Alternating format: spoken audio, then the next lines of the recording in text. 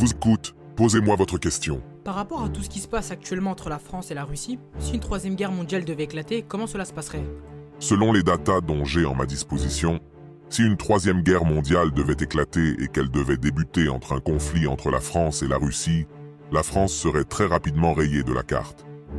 Bien que l'armement nucléaire soit à la portée des grandes nations, militairement, la Russie surpasse de loin la France. Bah ouais. Il ne faut pas non plus oublier que la Russie a développé en 2018 la RS-28 Sarmat, que la plupart appellent également Satan II. C'est pas ça. C'est un missile balistique intercontinental de très grande taille développé par la Russie. Elle possède une masse de lancement de plus de 200 tonnes, une longueur de 35 mètres et un diamètre de 3 mètres. Putain, c'est énorme. Sachez tout de même que si un tel événement se produisait, cela déclencherait très probablement une crise internationale majeure, voire un conflit militaire.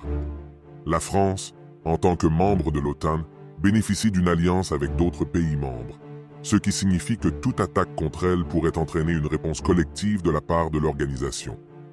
Mais au vu des événements récents, il est très dur à penser que l'OTAN se rallierait à la France si un tel événement devait se produire.